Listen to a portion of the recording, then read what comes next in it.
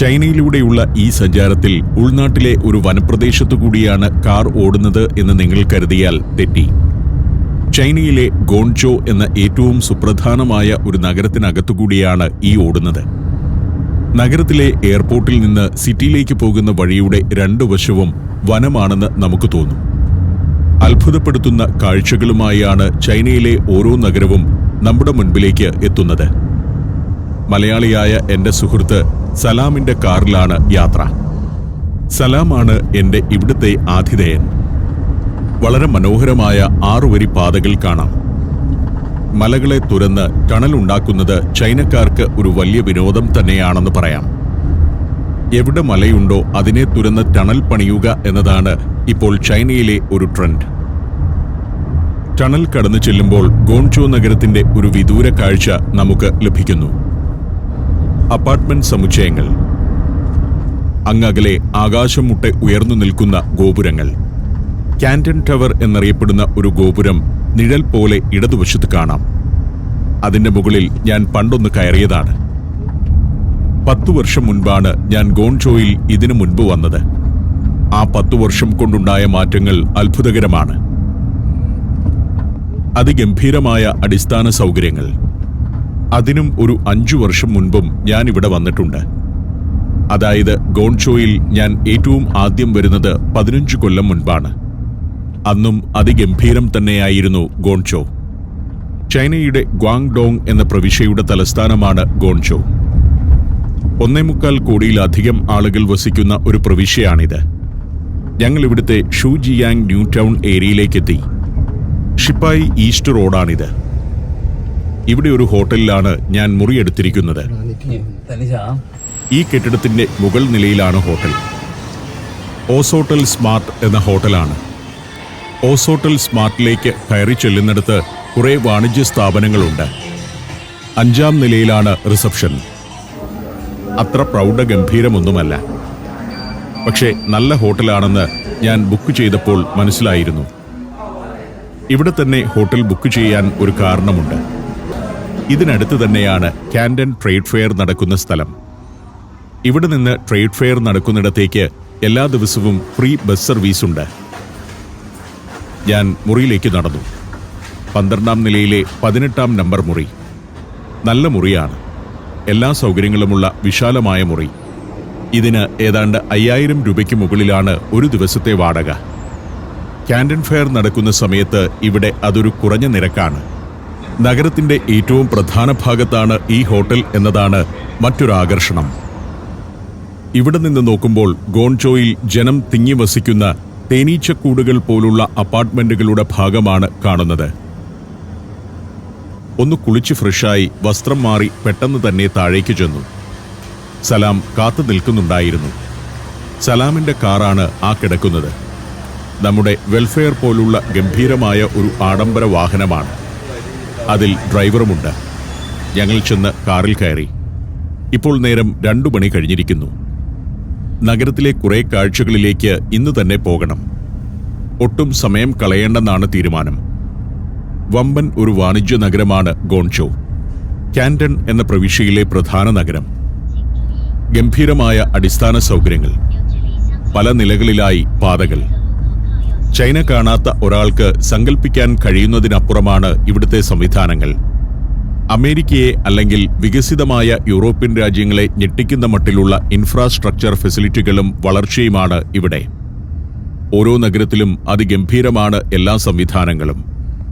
ജപ്പാനെയൊക്കെ China എന്നോ മറികടന്നു കഴിഞ്ഞു. നമ്മൾ അത്ഭുതപ്പെട്ടു പോകുന്ന രീതിയിലാണ് ചൈന വളരുന്നത്. ചൈനയെക്കുറിച്ച് കണ്ടിട്ടും കേട്ടിട്ടുമില്ലാത്തവർ സോഷ്യൽ മീഡിയയിലൂടെ നമ്മൾ ചൈനയെ ഇപ്പോൾ തീർത്തു കളയും എന്നൊക്കെ അഭിപ്രായം പറയുന്നത് കേൾക്കാറുണ്ട്. ചൈന സന്ദർശിച്ച ഒരാൾക്ക് അത് കേട്ടാൽ ചിരി വരും. ചൈനയിലെ നഗരങ്ങളിൽ പരിസ്ഥിതി സംരക്ഷണാർത്ഥമുള്ള ഗ്രീൻ ബെൽറ്റുകൾ പലയിടത്തുമുണ്ട്. അറബ് സ്ട്രീറ്റ് എന്ന ഒരു ഭാഗത്തേക്കെത്തി. അവിടെ വണ്ടി നിർത്തി ഞങ്ങൾ ഇറങ്ങി. അതിനൊരു കാരണമുണ്ട്. എനിക്കൊരു പവർ ബാങ്ക് വാങ്ങണം. ഇന്ത്യൻ പവർ ബാങ്കുകൾ കൊണ്ടുവന്നാൽ ഇവിടെ നിന്ന് തിരിച്ചു കൊണ്ടുപോകാൻ പറ്റില്ല.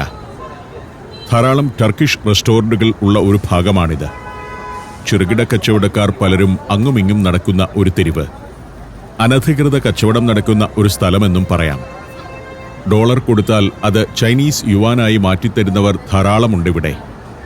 പോക്കറ്റിലും ചെറിയ ഹാൻഡ് ബാഗിലും പണവുമായി നടക്കുന്നവർ. അങ്ങനെ പല ചെറുകിട പരിപാടികളുമുണ്ട്. വഴിയരികിൽ ഒരു സ്റ്റൂൾ ഇട്ടിരിക്കുന്ന ഇവരൊക്കെ പണം മാറ്റിത്തരുന്നവരാണ്. ഡോളർ കൊടുത്താൽ അവർ ചൈനീസ് യുവാനാക്കി തരും. ചൈനയുടെ മുസ്ലിം ഏരിയകളിൽ നിന്ന് വന്നവരായിരിക്കണം. അറബ് സ്ട്രീറ്റ് എന്നാണ് പൊതുവെ ഇവിടം അറിയപ്പെടുന്നത്. അറബ് ഫുഡ് കിട്ടുന്ന ഇടമായതുകൊണ്ടാവാം സ്ട്രീറ്റിന് ആ പേര് വന്നത്. ചൈനക്കാർ മാത്രമല്ല, ചില ആഫ്രിക്കൻ വംശജരെയും കാണുന്നുണ്ട്. ആ തെരുവിലെ ഒരു കടയിൽ നിന്നും നല്ലൊരു പവർ ബാങ്ക് കിട്ടി. ചെറിയ ക്യൂട്ടായ ഒരു പവർ ബാങ്ക്. അതിന് 160 യുവാൻ കൊടുത്തു. ഒരു ചൈനീസ് യുവാൻ നമ്മുടെ ഏതാണ്ട് 14 രൂപയ്ക്ക് തുല്യമാണ്. അവിടെ നിന്ന് യാത്ര തുടരുമ്പോൾ മനോഹരമായ തെരുവുകളിലൂടെയാണ് കടന്നുപോകുന്നത്. സുന്ദരമായി ഡിസൈൻ ചെയ്ത ഉദ്യാന സമാനമായ തെരുവുകൾ. ഏറെ നേരം യാത്ര ചെയ്താലും നടന്നാലും ഒന്നും മടുക്കില്ല. ഞാൻ ഈ സന്ദർശിക്കുന്ന സമയത്ത് നല്ല കാലാവസ്ഥയാണ്. കാർ പേൾ നദിയുടെ തീരത്തേക്കെത്തി. പേൾ നദിയുടെ തീരത്തെ പ്രൊമനീഡാണ് ഇവിടം. അതിൽ ജനങ്ങൾ നിറഞ്ഞു നീങ്ങുന്നു. വൈകുന്നേരം ലൈവ് മ്യൂസിക്കും മറ്റും നടക്കുന്ന സ്ഥലമാണ്. ആളുകൾക്ക് ആഘോഷിക്കാനുള്ള നിരവധി ഫെസിലിറ്റികൾ ചൈനയിലെ പട്ടണങ്ങളിലെല്ലാമുണ്ട്. ജീവിതം ആഘോഷമാക്കാൻ വേണ്ട എല്ലാ സൗകര്യങ്ങളും ഗവൺമെന്റ് ഒരുക്കിയിരിക്കുകയാണ്. അപ്പുറത്തുകൂടി ഒഴുകുന്നത് പേൾ നദിയാണ്. ഗോൺചോ നഗരത്തിന്റെ ജീവനാഡിയാണ് പേൾ നദി. അതിന്റെ 2 കരയിലുമായിട്ടാണ് ഈ നഗരം രൂപം കൊണ്ടിരിക്കുന്നത്. പേൾ നദി മക്കാവു ഭാഗത്തു വച്ചാണ് കടലിൽ ചെന്നു ചേരുന്നത്. അതുകൊണ്ട് തന്നെ ഈ നദിയിലൂടെ ചരക്കു നീക്കവും സാധ്യമാവുന്നു. ചൈനയിലെ ഏറ്റവും നീളം കൂടിയ 3ാമത്തെ നദിയാണ് പേൾ. അറബികളും റോമാക്കാരും പേർഷ്യക്കാരുമൊക്കെ പണ്ട് വാണിജ്യത്തിനായി ഗോൺചോയിലേക്ക് വന്നിരുന്നത് പേളിലൂടെയാണ്. ഇവിടെയൊക്കെ നദീതീരങ്ങൾ ഒരുക്കിയിടുന്ന രീതി കണ്ടാൽ നമ്മൾ അത്ഭുതപ്പെട്ടു പോകും. ആളുകൾക്ക് വെറുതെ കഥ പറഞ്ഞിരിക്കാം, വിശ്രമിക്കാം, നടക്കാം. പരന്നൊഴുകുന്ന പേൾ നദിയുടെ 2 കരയും ഇതുപോലെ തന്നെയാണ് ഒരുക്കിയിട്ടിരിക്കുന്നത്. ചൈനയുടെ വലിയൊരു പ്രദേശത്തിന്റെ സാംസ്കാരിക വാഹിനിയാണ് പേൾ നദി. 2400 കിലോമീറ്റർ നീളമുള്ള നദിയാണത്. ഈ ഗോൺചോ നഗരത്തിലെന്ന പോലെ ഹോങ്കോങ്ങിലും മക്കാവുവിലും പേൾ നദിക്ക് സുപ്രധാനമായ സ്ഥാനമുണ്ട്. ഞാൻ ചെല്ലുന്നത് മെയ് മാസത്തിലെ ആദ്യ ആഴ്ചയാണ്. ഈ ദിവസങ്ങൾക്ക് ഒരു പ്രത്യേകതയുണ്ട്. മെയ് ദിനം പ്രമാണിച്ച് ഈ ഒരാഴ്ച അവധിയാണ് ചൈനയിൽ. അതുകൊണ്ട് തന്നെ ആളുകൾ വലിയ ആഘോഷത്തിലാണ്. കളിക്കാനും ഭക്ഷണം കഴിക്കാനും ഷോപ്പിങ്ങിനുമെല്ലാം ആളുകൾ കുടുംബസമേതം ഇറങ്ങുന്ന ദിവസങ്ങൾ. കുറെ സ്ഥാപനങ്ങളെല്ലാം ഈ ദിവസങ്ങളിൽ അടഞ്ഞുകിടക്കും. ജീവനക്കാർ നാട്ടിൽ പോവുക ഈ സമയത്താണ്. ചൈനയിലെ പല പ്രദേശങ്ങളിലുള്ളവർ ഗോൺചോയിലെ വിവിധ സ്ഥാപനങ്ങളിൽ ജോലി ചെയ്യുന്നുണ്ട്. അവർ ഉൾനാടുകളിലെ അവരുടെ ഗ്രാമങ്ങളിലേക്ക് പോകും. ഇവിടെ വെച്ച് ഡ്രൈവർ ലോഫുവിനോട് യാത്ര പറഞ്ഞു. ലോഫു സലാമിന്റെ കാറുമായി പോയി. അങ്ങനെ ബീജിംഗ് റോഡ് എന്ന ഭാഗത്തേക്കെത്തി. ഇവിടെ കുറേ നടന്നു കാണാനാണുള്ളത്. ബീജിംഗ് റോഡിന്റെ തുടക്കം ഇവിടെ നിന്നാണ്. അവിടെ ചെല്ലുമ്പോഴാണ് ഞെട്ടുന്നത്. ജനപ്രവാഹമാണിവിടെ. ഇവിടേക്കാണ് ഗോൺചോയിലെ വലിയൊരു ശതമാനം ചെറുപ്പക്കാരും അവധി ആഘോഷിക്കാനായി വരുന്നത്. ആഘോഷത്തിലെ ഒരു പ്രധാന കാര്യം ഇതാണ്: ചൈനീസ് ഫുഡ്. ഒരിടത്തേക്ക് ചെല്ലുമ്പോൾ ഇതാണ് കാഴ്ച. പലതരം മത്സ്യമാംസ വിഭവങ്ങൾ മസാലയൊക്കെ പുരട്ടി ഈ മുളം കമ്പിൽ ഇങ്ങനെ കുത്തി കുത്തി വെച്ചിരിക്കും. നമുക്ക് ആവശ്യമുള്ളത് ഒരു കപ്പിനകത്തോട്ട് സെലക്ട് ചെയ്യാം. ഇഷ്ടമുള്ളത് ഏതും എടുക്കാം. അങ്ങനെ ഒരു കപ്പിൽ സെലക്ട് ചെയ്ത് ഇവർക്ക് കൊടുത്താൽ ഇവരത് വേവിച്ചു തരും. ഒരു പ്രത്യേകതരം സൂപ്പിനകത്തിട്ട് തിളപ്പിച്ച് കുറെ മസാലയൊക്കെ പുരട്ടിയാണ് തരിക. ചുവാൻ ചുവാൻ എന്നാണ് ഇത് അറിയപ്പെടുന്നത്. ചുവാൻ എന്ന ചൈനീസ് വാക്കിന്റെ അർത്ഥം കുത്തിക്കോർത്തത് എന്നാണ്. മുളങ്കമ്പിൽ കുത്തിക്കോർത്ത മാംസവും കടൽ വിഭവങ്ങളും. അതിൽ നീരാളിയുണ്ട്, സ്ക്വിഡുണ്ട്, മാംസമുണ്ട്. ഒരു പേപ്പർ കപ്പിനകത്ത് ആവശ്യമുള്ളത് സെലക്ട് ചെയ്ത് കൊടുത്താൽ മതി. ഇവിടുത്തെ ജീവനക്കാർ അത് വേവിക്കും. എരിവുള്ള സൂപ്പിലിട്ടാണ് തിളപ്പിക്കുക. എന്നിട്ട് അതിനുമേൽ ചില മസാലയും എണ്ണയുമൊക്കെ പുരട്ടി തിരികെ തരും. അതും കഴിച്ചുകൊണ്ട് തെരുവിലൂടെ അങ്ങനെ നടക്കുക ഇവിടുത്തെ ഒരു രീതിയാണ്. എണ്ണമറ്റ വിഭവങ്ങളാണ്. കണ്ടു നിൽക്കുമ്പോൾ കൊതിയാകും. നീരാളിയുടെ കൈകളാണ് ഈ കമ്പിൽ കോർത്തു കിടക്കുന്നത്. അതിനടുത്ത് തന്നെ സ്ക്വിഡ്, കോഴിയുടെ വിഭവങ്ങൾ, പന്നിയുടെ ആന്തരാവയവങ്ങൾ, ഇങ്ങനെ പലതുമുണ്ട്. എന്തും ഏതും മുളങ്കമ്പിൽ കുത്തി അങ്ങനെ നിരത്തിയിരിക്കുന്നു. എന്താണെന്ന് മനസ്സിലാവുക പോലും ചെയ്യാത്ത സംഗതികൾ. സോസേജ് തന്നെ പല രൂപത്തിൽ മുറിച്ചതുണ്ട്. വേവിച്ചു കഴിഞ്ഞ് ഇവർ ഇങ്ങനെ മസാല പുരട്ടും. ഇതിൽ ആ മസാല കൂടി ചേരുമ്പോഴാണ് ശരിക്കുമുള്ള ചൈനീസ് രുചിയാകുന്നത്. എന്നിട്ടത് കപ്പിനകത്ത് തന്നെ തിരിച്ചു കൊടുക്കും. വേറൊരു ഭാഗത്ത് വസ്ത്രങ്ങളുടെ വിൽപ്പനയാണ്. വൃത്തിയില്ലാത്ത വസ്ത്രങ്ങൾ ധരിച്ച് ഒരാളെയും കാണില്ല. എല്ലാവരും ഫാഷനബിളാണ്. കുട്ടികളുമുണ്ട് തെരുവിൽ. സോസേജാണ് തിന്നുകൊണ്ടിരിക്കുന്നത്. നാളത്തെ ചൈനീസ് പൗരന്മാരാണ്. മക്കളെ ഉന്തിക്കൊണ്ട് അച്ഛനമ്മമാർ ഷോപ്പിങ്ങിന് വന്നിരിക്കുന്നു. Morocco, north Macedonia, Kazakhstan, Zambia, Zimbabwe. സഞ്ചാരം പെൻഡ്രൈവ് വോളിയം നമ്പർ 21. അപൂർവ ദൃശ്യയാത്രാ വിവരണ ശേഖരം ഉടൻ സ്വന്തമാക്കാൻ സഞ്ചാരം എന്ന് SMS ചെയ്യൂ. ഫോൺ 9995444222. ഞാൻ ആ കടകളുടെ സമീപത്തു നിന്ന് ബീജിംഗ് റോഡിലേക്ക് ഇറങ്ങുകയാണ്. നമ്മളെ അത്ഭുതപ്പെടുത്തുന്ന ഒരു ശാന്തതയുണ്ട് ഇവിടെ. ജനത്തിന്റെ മുഴക്കമുണ്ടെങ്കിലും. കല്ല് വിരിച്ച പാതയാണ് ബീജിംഗ് റോഡ്. ഒരു ചരിത്ര പാതയാണിത്. ജനപ്രവാഹമെന്നാൽ ഇതാണ്. Beijing road cultural tourism zone എന്നാണ് ഈ ഭാഗം അറിയപ്പെടുന്നത് തന്നെ. നമ്മുടെ നാട്ടിലെ പോലെ തന്നെ സെൽഫിയാണ് ഏവരുടെയും പ്രധാന വിനോദം. ഇതിൽ ഞാൻ ശ്രദ്ധിക്കുന്ന ഒരു കാര്യമുണ്ട്. 20 കൊല്ലത്തിനിടെ ഞാൻ പലതവണ ചൈനയിൽ വന്നിട്ടുണ്ട്. തലമുറയൊന്ന് മാറിയിരിക്കുന്നു. ഇപ്പോൾ ഇവിടെ കാണുന്നത് ഏറ്റവും ഫാഷനബിളായ ആളുകളെയാണ്. മരങ്ങളുടെ പച്ചപ്പിന്റെ കുടയ്ക്ക് താഴെ ചൈനീസ് റാന്തലുകൾ തൂക്കി അലങ്കരിച്ചിരിക്കുന്നു. ചൈനീസ് പതാകയും എല്ലായിടത്തും കാണാം. മെയ് ദിനം പ്രമാണിച്ചുള്ള ഡെക്കറേഷന്റെ ഭാഗമാണ് അതെല്ലാം. ബീജിംഗ് റോഡിന്റെ നടുഭാഗത്ത് ഇവിടെ ഇങ്ങനെ ഗ്ലാസ് ഇട്ടിട്ടുണ്ട്. ഏതാണ്ട് 10 അടി താഴെ വേറൊരു കാഴ്ച കാണാം. പുരാതനമായ ബീജിംഗ് റോഡാണ് താഴെ കാണുന്നത്. അതായത് ആയിരക്കണക്കിന് വർഷങ്ങൾക്ക് മുൻപ് ഗോൺചോയിൽ നിന്ന് ബീജിംഗിലേക്ക് നീണ്ടുകിടന്ന പാത. അതുകൊണ്ടാണ് ഇതിന് ബീജിംഗ് റോഡ് എന്ന് പറയുന്നത്. അന്നും ബീജിംഗ് തലസ്ഥാനമായിരുന്നു. സാമ്രാജ്യത്തിലെ ഏറ്റവും പ്രമുഖ വാണിജ്യ നഗരമായ ഗോൺചോയിൽ നിന്നുള്ള പാതയ്ക്ക് വലിയ പ്രാധാന്യമുണ്ടായിരുന്നു. 10 അടിയോളം താഴ്ചയിലാണ് പഴയ പാത. ഇങ്ങനെ കല്ല് വിരിച്ചതായിരുന്നു അത്. ഒരു കാലത്ത് കുതിരവണ്ടികൾ പോയിരുന്ന പാത. അതിനെ ഇപ്പോഴും ഗ്ലാസ് ഇട്ട് സംരക്ഷിച്ചിരിക്കുന്നു. അത് കണ്ട് നടക്കാം. അന്നത്തെ പാതയുടെ ഒരു 3-4 ഇരട്ടി വീതിയിൽ പുതിയ പാത ഇന്നു പണിതിരിക്കുന്നു. പക്ഷെ നടക്കാൻ മാത്രമുള്ളതാണ്. അവിടെ ഷോപ്പിംഗ് നടത്താം, ഭക്ഷണം കഴിക്കാം. എല്ലാ ആഘോഷത്തിനുമുള്ള സ്ട്രീറ്റ്. ഓരങ്ങളിലെ കടകളും അതിമനോഹരമായാണ് ഡിസൈൻ ചെയ്തിരിക്കുന്നത്. അതിൻ്റെ ആർക്കിടെക്ചർ, അതിൻ്റെ ഡെക്കറേഷൻ എല്ലാം നമ്മളെ ആകർഷിക്കും. ധാരാളം കിയോസ്കുകളുമുണ്ട് ബീജിംഗ് റോഡിൽ. അത് ഈ അവധിക്കാലം പ്രമാണിച്ച് പുതുതായി വന്നതായിരിക്കണം. ചിലതിൽ ചായയും കാപ്പിയും ഒക്കെയാണ് വിൽക്കുന്നത്. അതും വിശേഷപ്പെട്ട വിഭവങ്ങളാണ്. ചൈനക്കാരുടെ ചായ പൊതുവെ ഗ്രീൻ ടീ ആണ്. എന്നാൽ ഇവിടെ പാൽ ചായയാണ് വിൽക്കുന്നത്. മാസ്കൊക്കെ കെട്ടി വളരെ ശാസ്ത്രീയമായിട്ടാണ് വിൽപ്പന.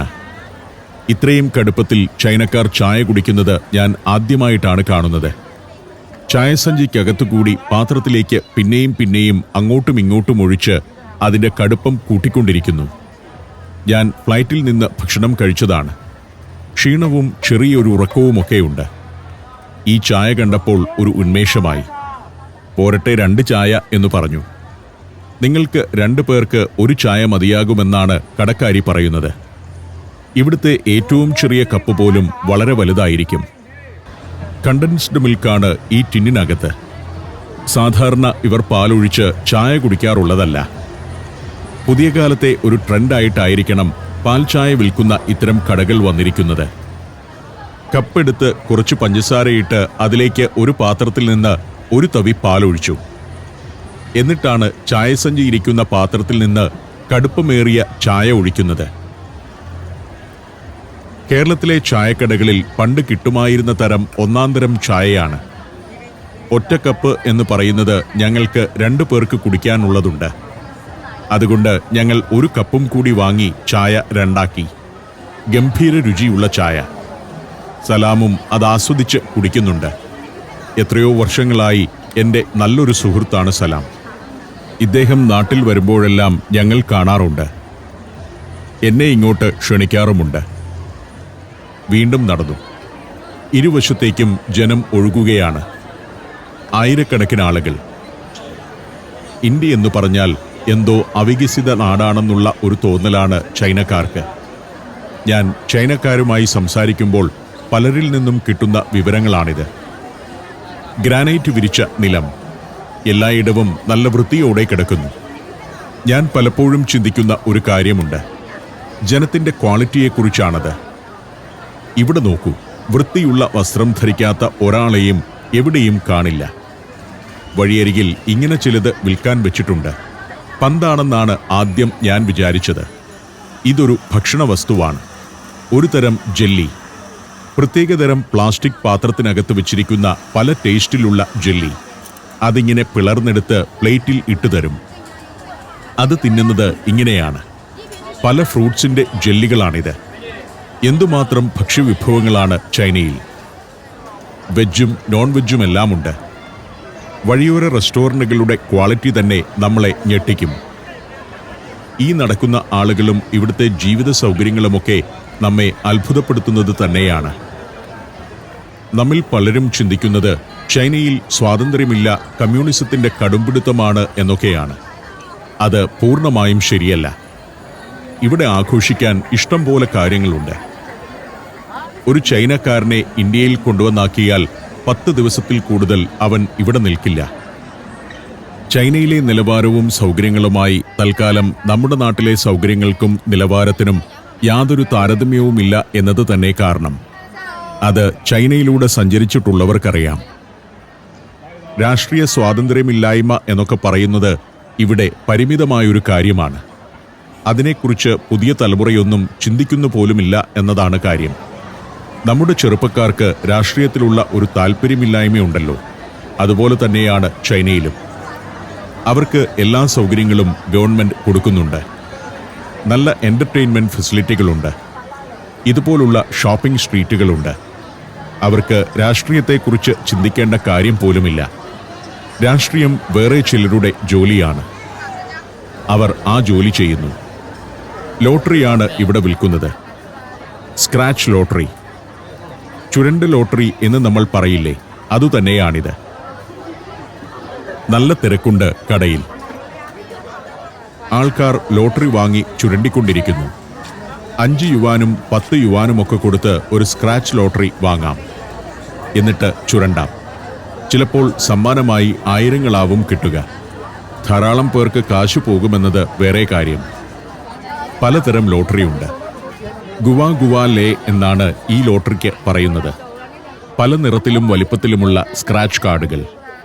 സമ്മാനം കിട്ടാൻ മാത്രമല്ല, ഇതൊരു എൻ്റർടൈൻമെൻറ്റ് കൂടിയാണ് ആളുകൾക്ക്. 5-10 യുവാൻ കൊടുത്ത് ലോട്ടറി വാങ്ങിക്കഴിയുമ്പോൾ ചിലപ്പോൾ വലിയ തുക തന്നെ സമ്മാനമായി കിട്ടും. മറ്റു ചിലപ്പോൾ ഈ ലോട്ടറി തന്നെ 10 എണ്ണമായിരിക്കും സമ്മാനമായി കിട്ടുക. വേറെയും ചായക്കടകളുണ്ട്. ഇത് കൗലൂൺ റെസ്റ്റോറൻറ്റ്, ഹോങ്കോങ് സ്റ്റൈൽ റെസ്റ്റോറൻ്റാണ്. ഒരു പെൺകുട്ടി മൈക്കിലൂടെ അനൗൺസ് ചെയ്താണ് കടയിലേക്ക് ആളുകളെ ആകർഷിക്കുന്നത്. കടയുടെ മുന്നിൽ നിന്ന് മൈക്കിലൂടെ വിളിച്ചു പറഞ്ഞ് ഭക്ഷണം വിൽക്കുന്ന ഒരു കുട്ടിയുടെ ക്വാളിറ്റി കാണുക. അവൾക്ക് ഇംഗ്ലീഷ് അറിയാം. കാര്യങ്ങൾ സംസാരിക്കുന്നു. ഹോങ്കോങ് സ്റ്റൈൽ ഫുഡാണത്രേ ഇവിടെ വിൽക്കുന്നത്. അതിനെക്കുറിച്ച് വിശദമായിട്ട് പറഞ്ഞു തന്നു. വീണ്ടും തെരുവിലേക്കിറങ്ങി. നടപ്പ് തുടർന്നു. കുട്ടികൾക്ക് കളിക്കാനുള്ള പല വസ്തുക്കളും വിൽക്കാൻ കൊണ്ടു നടക്കുന്നവരുണ്ട്. കുടുംബമായിട്ടാണ് മിക്കവരും ഇറങ്ങുന്നത്. മാതാപിതാക്കളുമൊത്ത് നടക്കാനിറങ്ങിയവർ. വഴിയോരങ്ങളിലെ സ്ഥാപനങ്ങളും ആകർഷകമാണ്. പലതരം ഗെയിമുകൾ നടക്കുന്ന കേന്ദ്രങ്ങൾ. വളരെ പോസിറ്റീവായ ഒരു വൈബാണ് ചൈനയിലെ ഇത്തരം തെരുവുകളിലൂടെ നടക്കുമ്പോൾ ലഭിക്കുക. പല സ്ഥാപനങ്ങളും നന്നായി ഇലൂമിനേറ്റ് ചെയ്തിരിക്കുന്നു. ബീജിംഗിലും ഷാങ്ഹായിലുമൊക്കെ ഇങ്ങനെ തന്നെയാണ്. പട്ടിയുമായി വരുന്നവരുണ്ട്. വീൽചെയറിൽ വരുന്നവർക്ക് പോലും ആഘോഷിക്കാനുള്ള ഒരു സ്ഥലമാണ് ഈ ബീജിംഗ് റോഡ് എന്ന് പറയാം. തെരുവിലൂടെ കുറേ ദൂരം നടക്കാം. ഷോപ്പിംഗ് നടത്തേണ്ടവർക്ക് അതാകാം. ഭക്ഷണം കഴിക്കേണ്ടവർക്ക് അതിനുള്ള കേന്ദ്രങ്ങളിൽ കയറാം. വൈവിധ്യമാർന്ന ധാരാളം ചൈനീസ് റെസ്റ്റോറന്റുകൾ ഇവിടെയുണ്ട്.